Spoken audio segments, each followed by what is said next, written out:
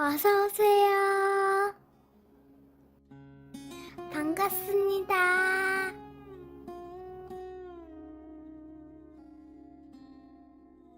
안녕하세요. 저는 서울 살고 있는 20대 후반의 남자입니다.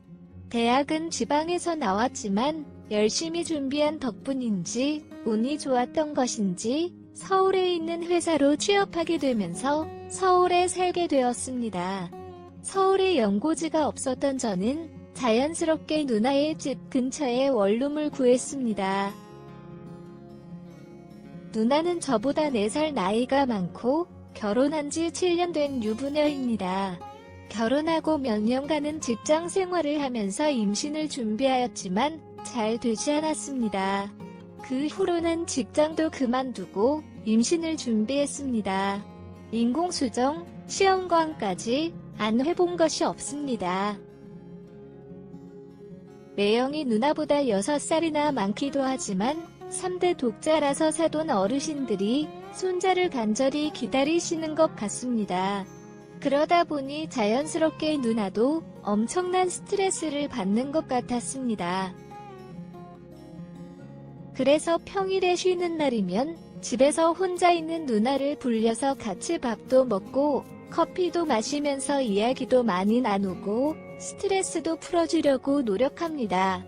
아무래도 주말은 매형과 같이 있다 보니 부르는 것이 다소 눈치가 보였습니다.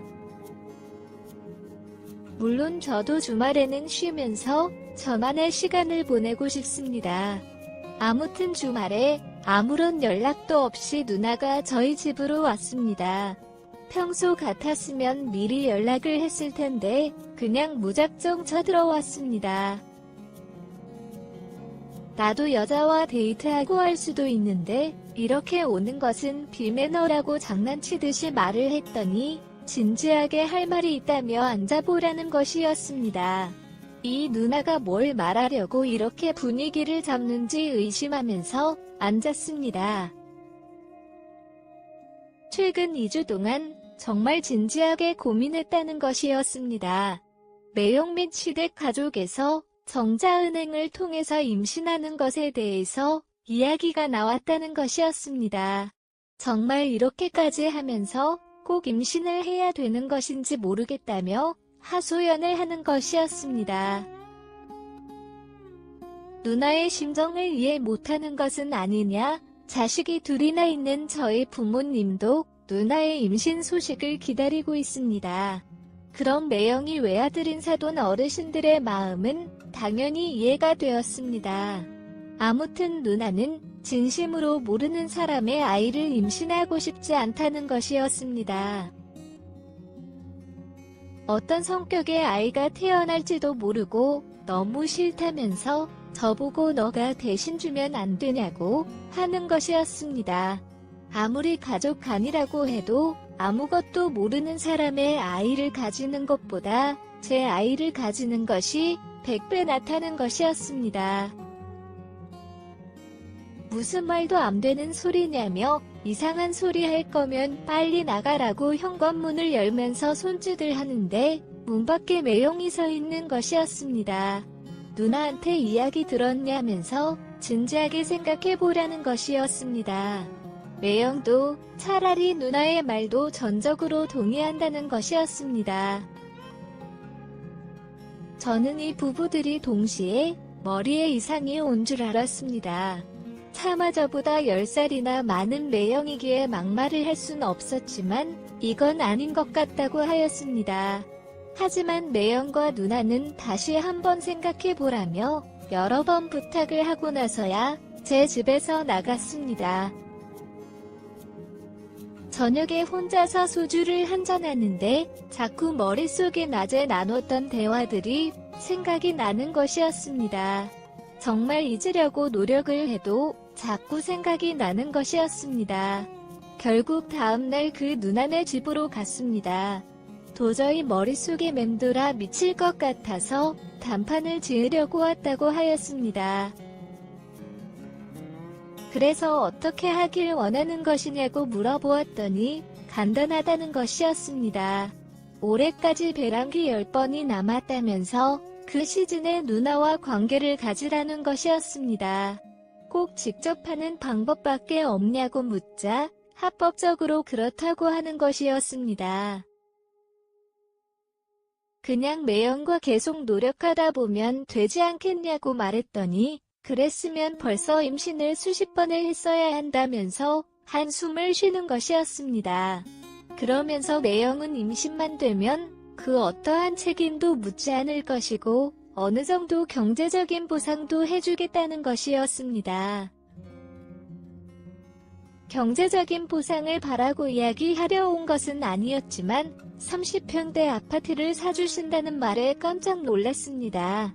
서울에서 30평대 아파트면 제가 평생 저축해도 못 사는 금액대입니다. 한참을 이런저런 이야기를 나누고 나서 결국 그렇게 하기로 서로 각서를 썼습니다. 당연히 임신이 되면 매형과 누나 사이에서 자연스럽게 임신이 된 걸로 하기로 하였습니다.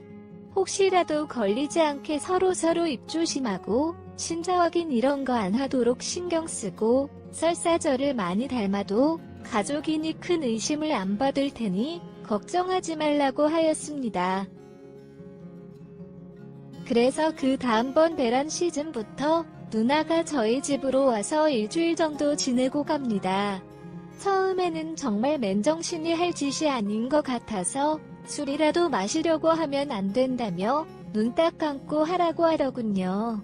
그렇게 현재는 16개월차 도전 중입니다.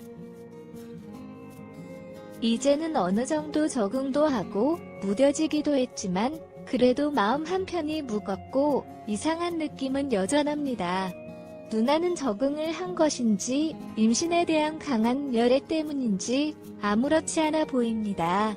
그냥 저를 보고 이따가 한 번 더 도전하자고 하였습니다.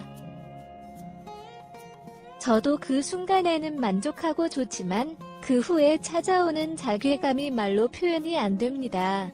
이제는 제가 누나의 남편인 건지 매형이 누나의 남편인 건지 헷갈립니다. 남편도 아니고 불륜남도 아닌데 누나는 저희 집에 와서 일주일씩 살다 가고 이제는 그냥 한 달 동안 있기도 합니다. 게다가 처음에는 세면도구부터 속옷까지 다 싸서 다니더니 이제는 제 집에 작은 옷장을 사서 넣어두고 다닙니다. 누구나 시간이 지나고 적응을 하면서 편한 것을 찾아간다지만 정말 이렇게까지 될 줄은 몰랐습니다. 한 달씩 집에 있다가 가는 경우에는 배란 시즌이 아닐 때도 가끔씩 합니다. 매형도 어느 정도 알고 있는 눈치인데 아무 말 안 하시는 것 같습니다. 최근 들어서는 누나 집도 넓고 비는 방도 있는데 그냥 들어와서 같이 사는 것이 어떠냐고 묻는 것이었습니다. 처음에는 아무 생각 없이 생활비도 줄이고 좋겠다고 생각했는데 옆방 또는 거실에 매형이 있는데 누나랑 그래야 한다는 것이 너무 부담스럽고 생각만 해도 끔찍합니다. 그래서 아니라고 거절을 하였는데 누나가 왔다 갔다 하기 귀찮다면서 자꾸 들어와서 같이 살자고 이야기를 합니다.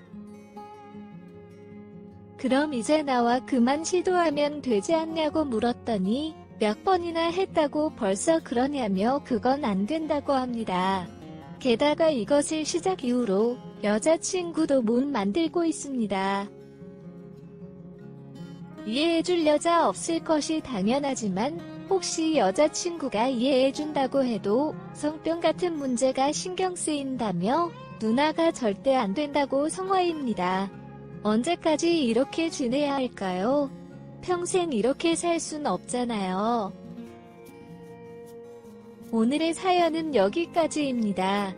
구독과 좋아요, 알림 설정 부탁드립니다. 긴 글을 읽어주셔서 감사합니다.